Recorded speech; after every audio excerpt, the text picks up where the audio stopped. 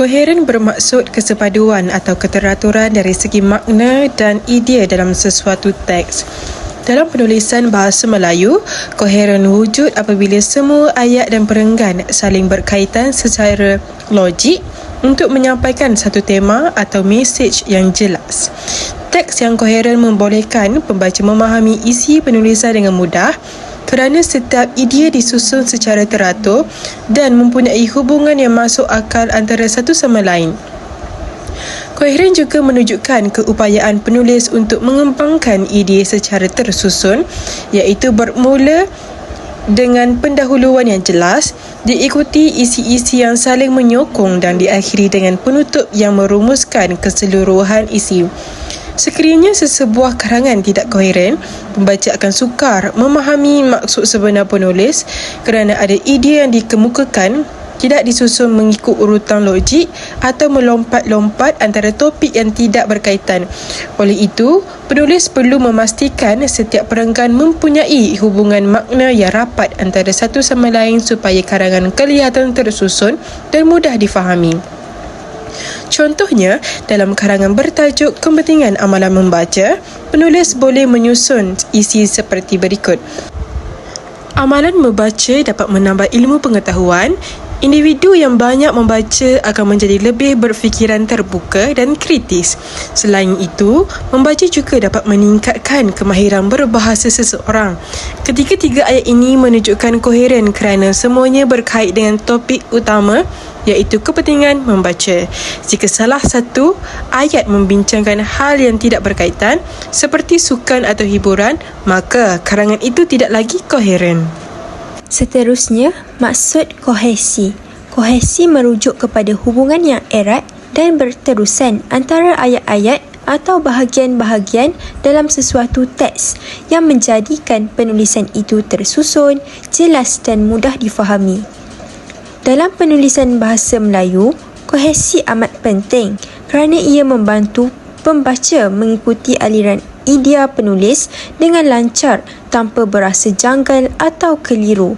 Kohesi wujud apabila penulis menggunakan unsur bahasa seperti kata ganti nama, penanda wacana, pengulangan perkataan serta kata hubung bagi mengaitkan ayat dan perenggan dalam sesuatu teks. Selain itu, kohesi juga berperanan untuk memastikan setiap idea yang dikemukakan mempunyai kaitan logik antara satu sama lain.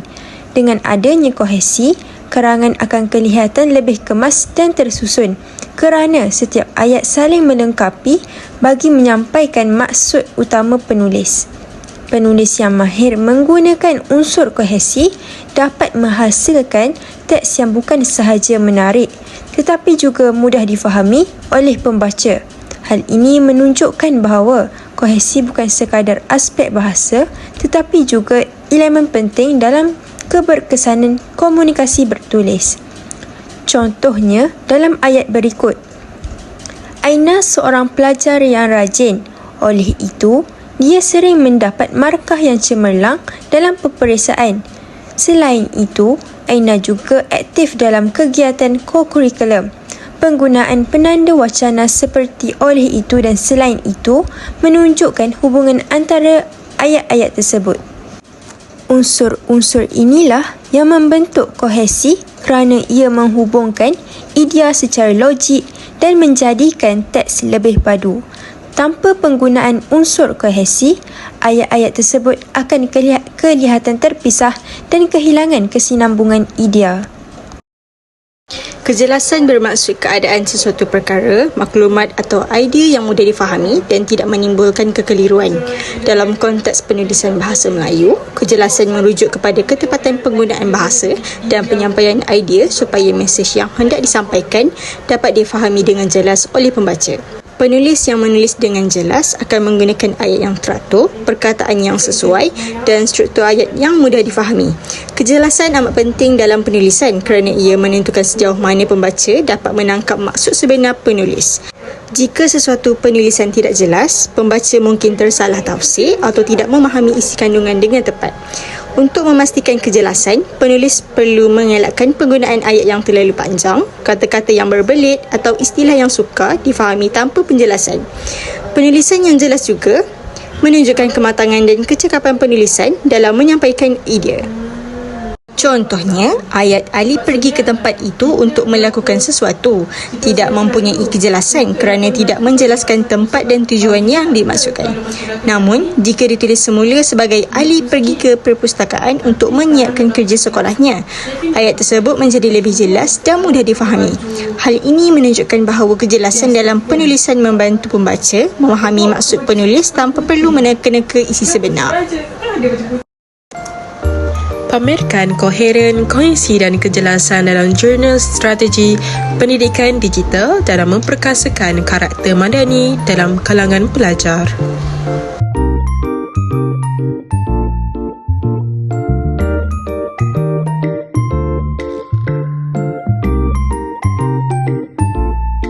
Assalamualaikum warahmatullahi wabarakatuh. Saya Nira. Dan saya Wafa. Dan saya Farishan. Kami akan mempamerkan Kohesi, koheren dan kejelasan dalam jurnal strategi pendidikan digital dalam memperkasakan karakter madani dalam kalangan pelajar. Hari ini saya ingin membincangkan aspek pertama dalam analisis artikel ini, iaitu kohensi. Kohensi adalah satu konsep penting dalam penulisan akademik yang merujuk kepada hubungan antara perkataan ayat dan perenggan supaya idea bergerak dengan lancar dan tersusun. Dalam konteks jurnal ini, kohensi bukan sekadar menyusun ayat dengan betul, tetapi lebih kepada bagaimana penulis menghubungkan fakta, hujah dan dapatan kajian secara logik sehingga pembaca dapat mengikut naratif artikel tanpa kekeliruan. Kohensi dalam artikel ini dapat dilihat melalui penggunaan penanda wacana, kata ganti rujukan, pengulangan istilah dan sinonim yang konsisten. Penulis menggunakan penanda wacana seperti namun, oleh itu, justeru, selain itu dan oleh hal yang demikian untuk menghubungkan idea antara satu perenggan dengan perenggan seterusnya. Sebagai contoh, dalam satu ayat penulis menyatakan pelajar kini terdedah kepada maklumat tidak sahih, ketagihan teknologi dan pengaruh budaya asing. Oleh itu, terdapat keperluan untuk mengaplikasikan pendidik digital berasaskan nilai Islam. Ayat ini menunjukkan hubungan sebab, akibat dan jelas di mana cabaran yang dihadapi pelajar dijadikan asas kepada cadangan strategi pendidikan digital. Penanda wacana oleh itu berperanan sebagai penghubung yang menunjukkan logik tindakan seterusnya berdasarkan cabaran yang telah dibincangkan. Selain penanda wacana, penggunaan kata ganti rujukan juga memperkukuh kohensi. Kata ganti seperti kajian ini, pendekatan ini dan teknologi digital tersebut digunakan untuk merujuk kepada elemen-elemen yang diperkenalkan sebelumnya tanpa perlu mengulang panjang. Contohnya, penulis menulis kajian menggunakan pendekatan kualitatif dengan fokus kepada analisis dokumen dan sorotan literatur dari kajian-kajian lepas. Pendekatan ini sesuai untuk memainkan konteks dan mengenal pasti pendekatan yang efektif. Dalam ayat yang kedua, penggunaan pendekatan ini membolehkan pembaca mengekalkan konteks tanpa perlu kembali membaca ayat sebelumnya. Ini menunjukkan kohensi dalaman yang mantap di mana setiap ayat saling merujuk dan menyokong ayat sebelumnya. Ini juga menggunakan pengulangan istilah dan sinonim secara konsisten yang merupakan satu lagi teknik kohensi. Istilah seperti karakter madani, sahsiah, integriti dan nilai-nilai Islam muncul berulang kali dalam beberapa perenggan, tetapi dalam konteks yang sama, ia menekankan fokus utama kajian ini iaitu pembinaan karakter pelajar melalui pendidikan digital.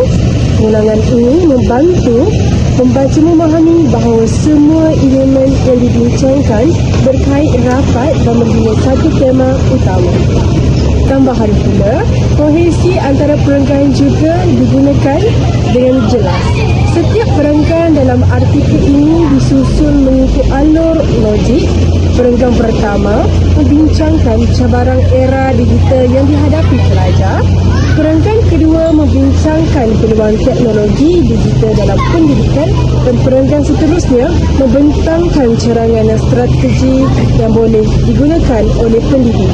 Contohnya selepas menerangkan cabaran ketagihan media sosial dalam pengaruh budaya asing, tulis terus memperkenalkan peluang digital.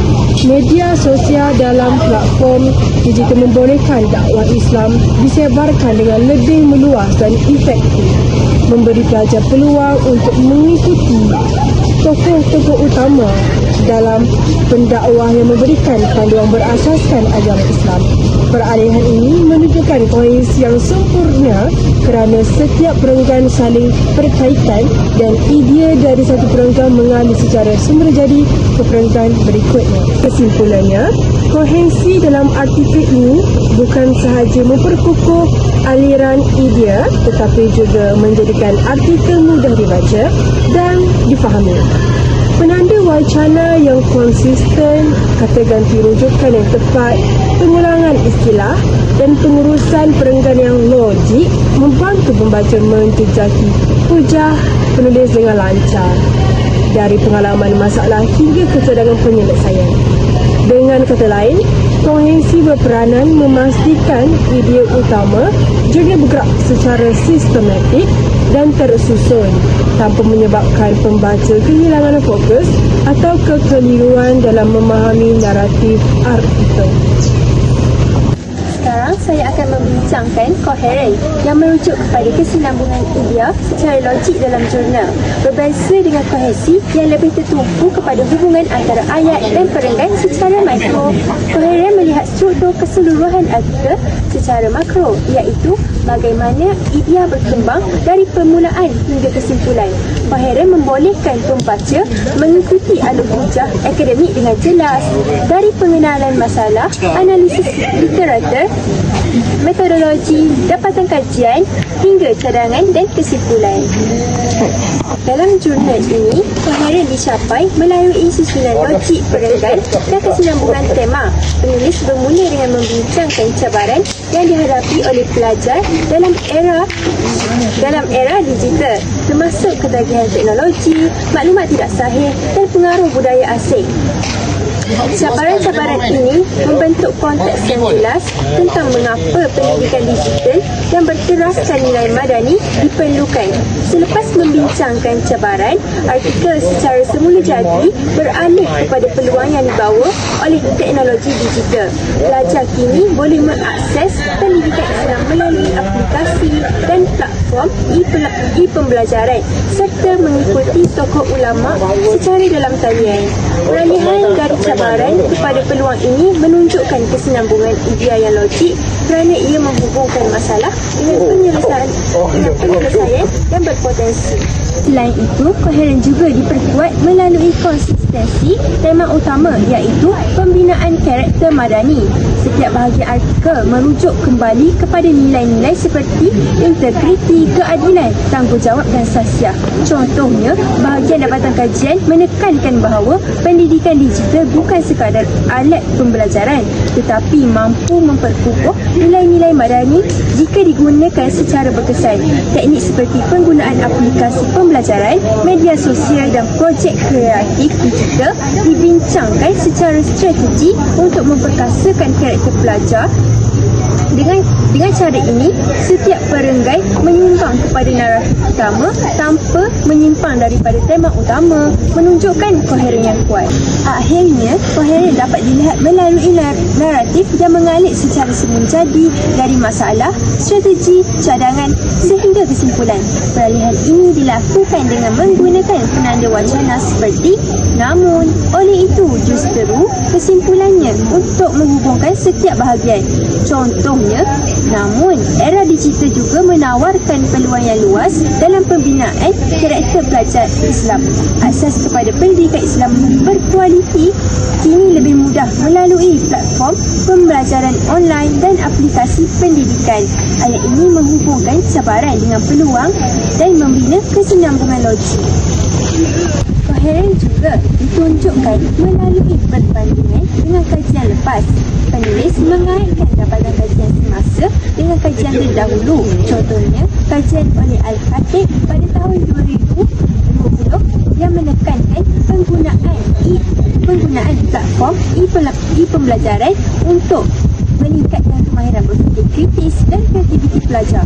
Perbandingan ini membantu pembaca melihat kesinambungan logik antara pengetahuan sedia ada dan dapatan baru, sekaligus menekankan bahawa strategi pendidikan digital berasaskan nilai madani mempunyai asas akademik yang kukuh. Kesimpulannya, Koheren memastikan jurnal membentuk naratif akademik yang utuh di mana setiap idea berkembang secara sistematik dan saling berkaitan. Pembaca dapat mengikuti hujah penulis dari awal hingga akhir dengan mudah, memahami sebab-musabab, peluang, strategi dan cadangan yang dikemukakan, serta menghayati kepentingan pembinaan karakter madani dalam era digital. Dalam jurnal strategi pendidikan digital dalam memperkasakan karakter madani dalam kalangan pelajar oleh Raihan binti Muhammad Arifin dan rakan-rakan, kejelasan dicapai melalui beberapa cara utama. Yang pertama, penulis menggunakan bahasa formal yang tepat dan konsisten serta ayat yang lengkap dan tersusun dengan baik. Contohnya, ayat teknologi dalam mengubah cara pelajar belajar dan berinteraksi yang menuntut pendekatan baru dalam pendidikan, khususnya dalam pembinaan karakter. Ayat ini jelas kerana ia padat, tidak berbelit dan langsung menyampaikan maksud bahawa pendidikan perlu menyesuaikan diri dengan perubahan teknologi untuk memastikan pembinaan karakter berjalan dengan lancar. Selain itu, penggunaan istilah khusus dijelaskan secara konteks juga memperkuat kejelasan. Dalam ayat ini, istilah seperti karakter madani, sahsiah, integriti, tanggungjawab dan keadilan sering digunakan, tetapi setiap istilah dijelaskan dalam konteks pendidikan Islam. Misalnya, penulis menyatakan bahawa pendidikan karakter madani bermaksud melatih nilai-nilai, akhlak, moral dan watak yang positif dalam diri pelajar agar mereka mampu membuat keputusan yang baik, mengamalkan kebaikan dalam kehidupan seharian dan memiliki cita-cita yang mulia. Penjelasan ini membantu pembaca memahami maksud sebenar istilah dan mengelakkan salah tafsir, terutama bagi mereka yang mungkin kurang familiar dengan konsep pendidikan karakter madani. Terutama bagi mereka yang mungkin kurang biasa dengan konsep pendidikan karakter madani. Kejelasan juga dicapai melalui struktur ayat logik dan teratur di mana hujah dimina secara berperingkat. Penulis bermula dengan menyatakan cabaran yang dihadapi pelajar dalam era digital seperti ketagihan teknologi, pengaruh budaya asing dan penyebaran maklumat palsu. Kemudian, penulis menghubung-kaitkan cabaran ini dengan kepentingan pendidikan digital berteraskan pada Islam. Seterusnya mencadangkan strategi seperti penggunaan aplikasi pembelajaran, media sosial untuk dakwah, platform e-pembelajaran dan projek kreatif. Dengan cara ini, pembaca dapat melihat aliran logik dari masalah, penyelesaian, cadangan dan menjadikan artikel lebih mudah diikuti. Selain itu, penulis juga menyokong setiap hujah dengan rujukan akademik yang sahih yang meningkatkan kejelasan fakta. Sebagai contoh, penulis merujuk kepada kajian terdahulu untuk meningkatkan kepentingan pendidikan digital dalam pembinaan karakter seperti kajian oleh Inayah Madani dan rakan-rakan pada 2023 mengenai kesan teknologi terhadap interaksi sosial pelajar serta kajian oleh Rahmat dan rakan-rakan pada tahun 2019 tentang risiko ketagihan teknologi dengan memasukkan rujukan ini. Pembaca dapat memahami bahawa setiap hujah mempunyai asas akademik yang kukuh sekaligus memperjelas maksud penulis tanpa menimbulkan keraguan atau bias. Juga pula penggunaan ayat positif dan penyusunan hujah yang sistematik turut menyumbang kepada kejelasan. Dalam kesimpulan, penulis menulis dengan memanfaatkan teknologi digital secara bijaksana, kita dapat membentuk generasi muda yang berpengetahuan, berakhlak mulia dan beriman. Ayat ini jelas, mudah difahami dan langsung menyampaikan mesej utama artikel, iaitu bahawa pendidikan digital bukan sekadar alat pembelajaran tetapi juga media untuk membina sahsiah pelajar berdasarkan nilai-nilai madani. Keseluruhan, penjelasan dalam artikel ini bukan sahaja menjadikan idea mudah difahami tetapi juga memastikan bahawa pembaca dapat menyerap maklumat dengan tepat, memahami hubungan atau antara cabaran, strategi dan cadangan serta menilai kepentingan pendidikan digital dalam pembinaan karakter madani, gabungan bahasa formal yang tepat, penjelasan istilah secara konteks, struktur ayat logik, rujukan akademik yang jelas dan contoh konkret menjadikan journey ini contoh penulisan akademik yang sangat jelas dan berkesan sesuai untuk pembentangan dan pembacaan akademik. Baiklah, itu sahaja daripada kami. Sekian, terima kasih. Bye.